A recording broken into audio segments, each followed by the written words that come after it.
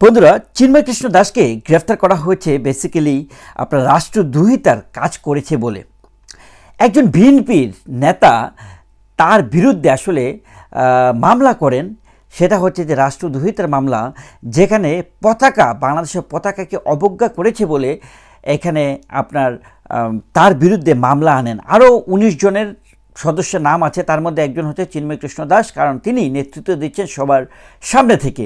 তো প্রশ্ন হচ্ছে, এখন কেউ যদি আন্দোলন করে নিজের স্বার্থ মানে নিজের যে অধিকার, সে অধিকারটা রক্ষা করার জন্য কেউ যদি আন্দোলন করে, সে স্বাধীনতায় কি কেউ হস্তক্ষেপ করতে পারে?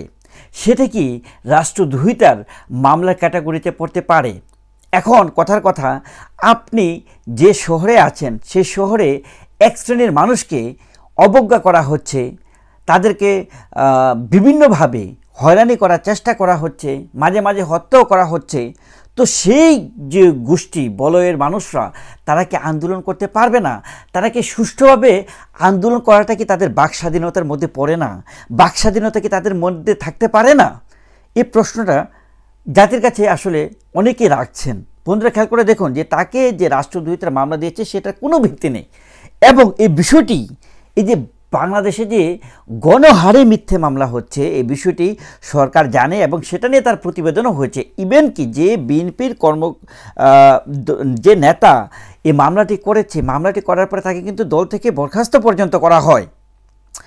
তো আমার কথা হচ্ছে, যে দলের সদস্য যাকে বরখাস্ত করা হলো মামলা বিষয়টাকে কেন্দ্র করে, তাহলে সে মামলাটিকে এত প্রায়োরিটি দিয়ে কেন সরকার পক্ষ থেকে, অন্তর্বর্তীকালীন সরকার পক্ষ থেকে চিন্ময় কৃষ্ণ দাসকে গ্রেফতার করা হলো, রাষ্ট্রদ্রোহিতার মামলা দেয়া হলো? এবং আসিফ মাহমুদদের এখনও দেখছি, রাজাকারদের, এই যে প্রেতাত্মা জিন্নার ছেলে আসিফ মাহমুদদেরকে এখনও দেখছি যে তারা বলছে রাষ্ট্রদ্রোহিতার কাজ করলে তার বিরুদ্ধে বিশেষ অ্যাকশানে যাবে তারা। তা আমার প্রশ্ন হচ্ছে, রাষ্ট্রদ্রোহিতার মামলা কি নিজের অধিকারের জন্য যখন শান্তিপূর্ণ কোনো একটা মিছিল করবে, সমাবেশ করবে, মহাসমাবেশ করবে, সেটা কি রাষ্ট্রদ্রোহিতার কাজের মধ্যে পড়ে যায়?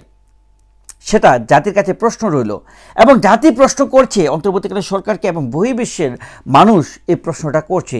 এই যে সংখ্যালঘুদের উপর নির্যাতনের যে একটা দৃষ্টি আমরা বর্তমানে বাংলাদেশে দেখতে পাচ্ছি, এই অন্তর্বর্তীকালীন সরকারের যে পাকিস্তানের প্রেতাত্মা, আপনারা খেয়াল করে দেখুন 1971 সালে এই হিন্দুদেরকে আসলে টার্গেট করা হয়েছিল, বিশেষভাবে টার্গেটটা করা হয়েছিল হিন্দুদেরকে। এটা তারা টার্গেট করেছিল কেন? কারণ হচ্ছে যে এই যে জিহাদি মৌলবাদদের এই একটি প্রবলেম, তারা ধর্মের নামে, যারা কিনা এই ধর্মের সাথে, তাদের সাথে আসলে সম্পৃক্ততা নেই এবং তাদেরকে কাফের মনে করে। বন্ধুরা, চিন্ময় কৃষ্ণ দাসকে নিয়ে যে ধরনের প্রহসন হচ্ছে, যে ধরনের নাটক হচ্ছে, সেই নাটকগুলোর বন্ধ আমরা দেখতে চাই, এবং বাংলাদেশে সম্প্রীতির মাধ্যমে অসাম্প্রদায়িক বাংলাদেশের যে চেতনা, হিন্দু, বৌদ্ধ, খ্রিস্টান সকল যে সংখ্যালঘু যে আমাদের ভাই বোনেরা আছে, তাদেরকে সকলকে একই বলয়ে রেখে সকলে আমরা একে অপরের সহযোগিতায় মনোভাব ব্যক্ত করব, এবং প্রত্যেকে আমরা ভাই বোন রূপে প্রত্যেকে আমরা একে অপরের সহযোগিতায় এবং সুখে দুঃখে প্রত্যেকের পাশে থাকবো, এই আবেদন করছি আপনাদের কাছে। Thank you so much.